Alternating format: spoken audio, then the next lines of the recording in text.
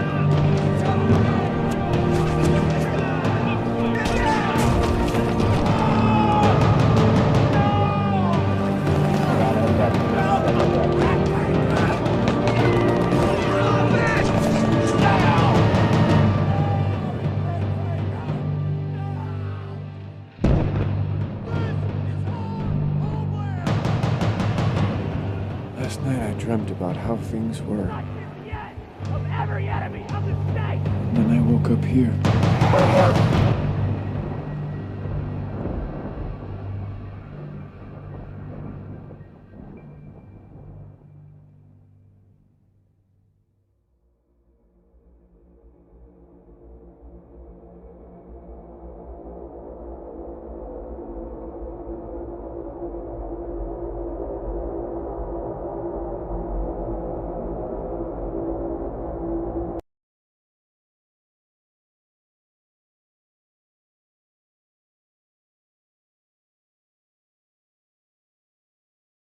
Hey, Anthony.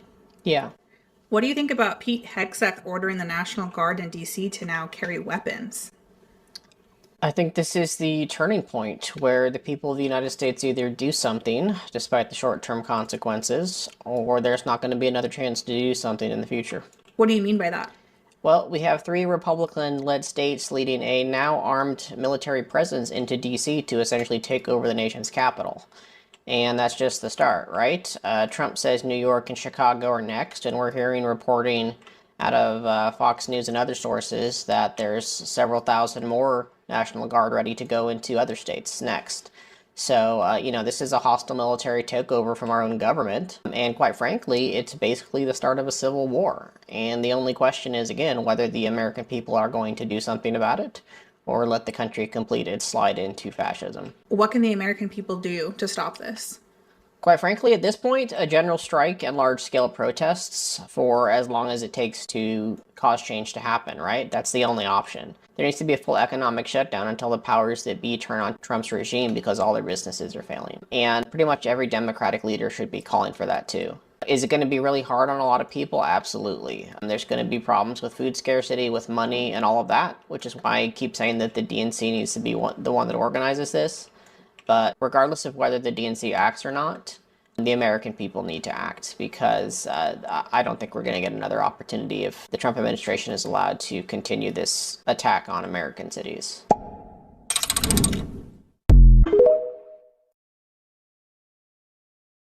At this very street in Washington, D.C., police set up a checkpoint, stopping cars as they passed. Many residents came out to protest against it. Get off our streets!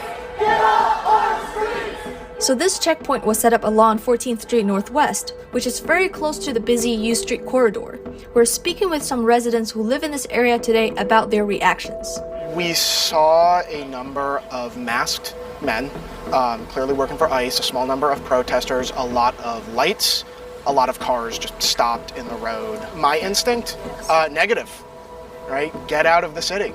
A lot of the police were covering their faces, I think, is part of intimidation, which I was upset to see that happening right close to my home. Checkpoint here is not related to any actual public safety concern. From where I live, I can see the street, and I saw a group of police officers and National Guard just walking. I've lived in DC for almost 4 years now and have never felt unsafe. Now with this increased police presence, I do feel like everyone's on edge. And more developments involving federal troops were seen today as well, including National Guard units and Humvees set up near Union Station. This is disgraceful. I come here every day. I never feel unsafe. What? For what? You've said that the president's decision to deploy the National Guard, you called it deeply dangerous. What's your message to citizens who say regardless of crime data or trends, this makes them feel safer? Well, I'm embarrassed. I'm angered. And frankly, I'm heartbroken for the members of the National Guard who are asked to take on this mission. As someone who has served this country overseas and who has led soldiers in combat, and as someone who is not just the 63rd governor of Maryland, but also the commander-in-chief of the Maryland National Guard, I take very seriously about how, when, and why I deploy members of our National Guard in cases of emergency and in true crises. And I will not authorize the usage of Maryland National Guard forces for missions that I do not deem to be either mission critical or mission aligned. And what we are seeing right now, this distraction, distracting away from the fact that Donald Trump's policies have caused unemployment to go up, have caused people to lose their health care, has caused children to be able to lose their food benefits, and he's now using this as a tool. He's using military personnel, these citizen soldiers, as a cudgel and as a tool to be able to advance his political purposes, because if he really wants to address the issue of violent crime, he just needs to look at what we've done in the state of Maryland over the past 2.5 years, where when I first became the governor in 2022, Baltimore was averaging almost a murder a day. Now, the homicide rate in Baltimore is nearly a 50-year low, and we have watched how the state of Maryland has essentially helped to lead the country in drops in violent crime, in drops in non-fatal shootings, in drops in carjackings. So if he truly wants to understand how to lower crime, he should pay attention to what we're doing in the state of Maryland. And I did it without ever having to once operationalize our National Guard to do municipal policing.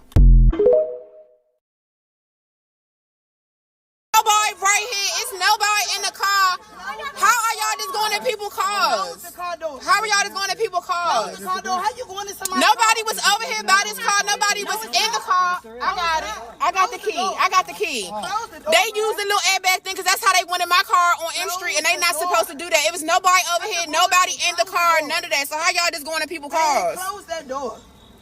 Y'all not supposed to just go in people's cars. Nobody was in the car. Nobody was leaning on it. None of that. Hold on, why y'all? No, because why are y'all going in the car?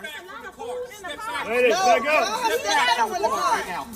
Back up, back up, back up, back up, back up. Okay, back up, back up, y'all. Back up, back up, y'all. Okay, back up. Back up. Okay, don't touch me. Okay, don't push me because we didn't touch y'all. Don't push me because we didn't touch y'all. We did not touch y'all. We're trying to figure out why are you guys all going in the car. Nobody touched him, and he's touching people, pushing people.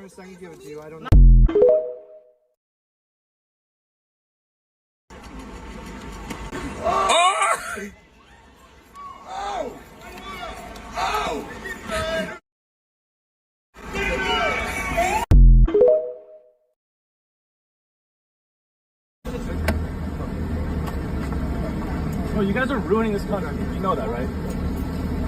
Liberals already ruined it. Oh, there we go. Okay. Can we see some badge work, guys? So the cops and the feds are about 30 agents deep at this checkpoint right now to apparently stop people for seatbelts, blinkers, or tints on their cars, stopping the real bad crime that is plaguing DC. So why do you need Homeland Security investigation to manage if they're not wearing their seatbelt? Someone riddle me that. And why do you need 30 people standing around doing nothing with our tax dollars at a checkpoint if it's about seatbelts and safety? Someone please tell me. Just a PSA for girlies in the district, especially runners. I was walking past Union Station and there was a whole group of DEA federal officers. And I said, what are you supposed to be protecting us from? And he goes, everything. And I looked back and I said, yeah, because I feel so scared. And I started to walk away and he yelled at me, him being a middle-aged white man, yelled at me, come back here with that little skirt. Told a Metro police officer, didn't look surprised, didn't look like he cared at all. He barely even looked me in the eyes. I feel so safe, DC.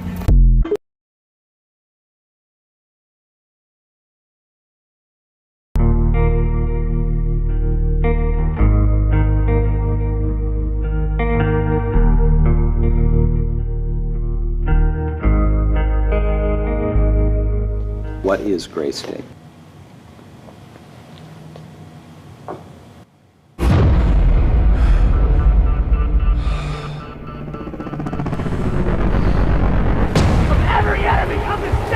Gray State is less a movie than it is a warning.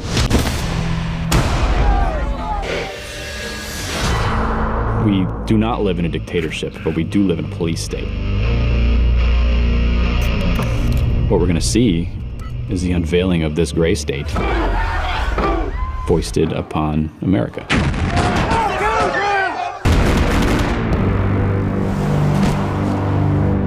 Americans believe that they can't do anything.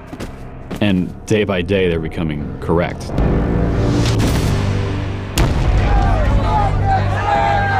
It's a game of numbers, and we're losing.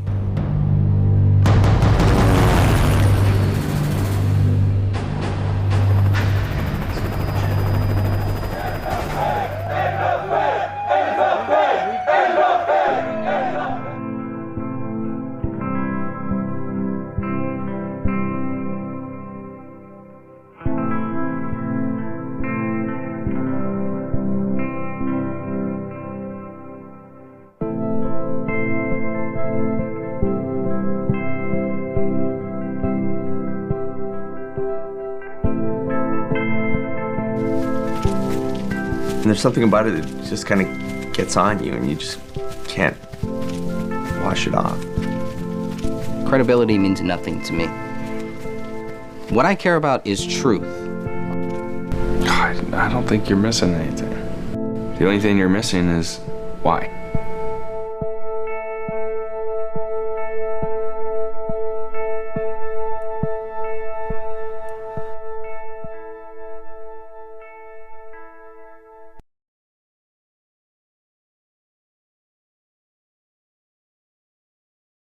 Here's the red flags. With paranoid theories all over the internet. Guys out here going after the truth get knocked off. That the Crowleys were murdered as some kind of government conspiracy. Did the government want to silence him and his film? All because of a personal film project David Crowley had worked on obsessively for years, called Gray State. This is a concept trailer for Gray State, which imagines the U.S. government taking away all our liberties, FEMA turning into a militarized, occupying police force. In short, the Gray State is the culminating manifestation of the darkest trends our negligence and malignancy have to offer. Because I think once you understand Hollywood, you begin to understand the druidic system, which we call Hollywood. And then you begin to see the symbols, the words, the terms. Hollywood does three things. They tell you what your masters have done in the past, what they're doing now, and what they're getting ready to do. That's Hollywood, druidic system of entertainment. You need to wake up and understand what's going on here.